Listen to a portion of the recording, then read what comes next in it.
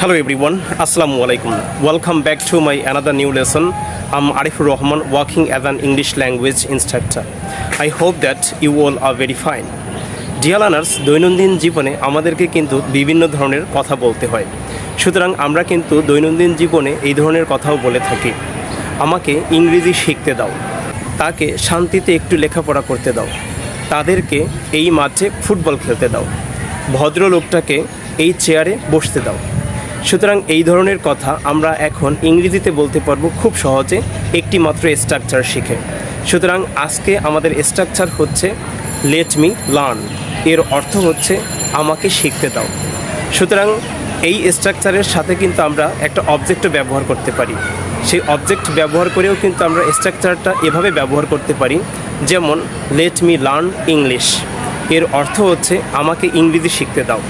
সুতরাং সেন্টেন্সের শুরুতে আমরা লেট ব্যবহার করব, তারপরে সাবজেক্টিভ প্রোনাউনের আমরা অবজেক্টিভ প্রোনাউনগুলো ব্যবহার করব। যেমন আই এর অর্থ হচ্ছে আমি, সুতরাং এটা হচ্ছে সাবজেক্টিভ প্রোনাউন। সুতরাং আই এর অবজেক্টিভ প্রোনাউন হচ্ছে মি। সুতরাং আমরা ঠিক এভাবে যতগুলো অবজেক্টিভ প্রোনাউন রয়েছে, যেমন আই এর অবজেক্টিভ প্রোনাউন হচ্ছে মি, তারপরে উই এর অবজেক্টিভ প্রোনাউন হচ্ছে আস, ইউ এর অবজেক্টিভ প্রোনাউন কী হবে? ইউটা যদি ছেলে হয়ে থাকে তাহলে তার অবজেক্টিভ প্রোনাউন হবে হিম, এবং ইউটা যদি মেয়ে হয়ে থাকে তাহলে তার অবজেক্টিভ প্রোনাউন হবে হার। দেই এর অবজেক্টিভ প্রোনাউন হবে দেম। সুতরাং এই অবজেক্টিভ প্রোনাউনগুলো আমরা মেয়ের স্থানে ব্যবহার করব। তারপরে আমরা যে মেইন ভার্বটা রয়েছে লার্ন, এই লার্নের পরিবর্তে অন্যান্য মেইন ভার্ব ব্যবহার করব। তারপরে ভার্বের সাথে অর্থের মিল রেখে আমরা অবজেক্ট ব্যবহার করব। সুতরাং আশা করি স্ট্রাকচার সম্পর্কে তোমাদের একটা পরিপূর্ণ ধারণা হয়ে গেছে। সুতরাং আমাদের স্ট্রাকচারটা হচ্ছে লেট মি লার্ন ইংলিশ, এর অর্থ হচ্ছে আমাকে ইংরেজি শিখতে দাও। ডিয়ার লার্নার্স, এবার আমি তোমাদেরকে বুঝিয়ে দিব কিভাবে আমরা এই স্ট্রাকচারটা ব্যবহার করে একাধিক সেন্টেন্স কিংবা ভিন্ন ভিন্ন সেন্টেন্স তৈরি করা শিখব। In this case I will also use some sentences for example. যেমন দৈনন্দিন জীবনে আমরা কিন্তু ঠিক এভাবে কথা বলে থাকি। বিশেষ করে আমি যদি বলি আমাকে ইংরেজি শিখতে দাও, তাহলে ইংলিশটা হবে কি? Let me learn English. যদি বলি তাহাকে এখানে বসতে দাও, তাহলে ইংলিশটা কি হবে? লেট হিম সিট হিয়া। আমাকে বাহিরে যেতে দাও, তাহলে ইংলিশটা হবে লেট মি গো আউট। যদি বলি আমাকে ইংলিশ চর্চা করতে দাও, তাহলে ইংলিশটা হবে লেট মি প্র্যাকটিস ইংলিশ। যদি বলি আমাদেরকে টিভি দেখতে দাও, তাহলে ইংলিশটা হবে লেট আস ওয়াচ টিভি। এখানে আমরা টিভির পরিবর্তে ড্রামা কিংবা সিনেমা ব্যবহার করেও কিন্তু একাধিক সেন্টেন্স তৈরি করতে পারি।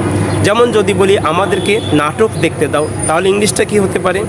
Let us watch drama. যদি বলি আমাদেরকে সিনেমা দেখতে দাও, তাহলে ইংলিশটা কী হবে? লেট আস ওয়াচ আ সিনেমা কিংবা সিনেমা। সুতরাং আমরা কিন্তু এভাবে অবজেক্ট পরিবর্তন করে একাধিক সেন্টেন্স তৈরি করতে পারি।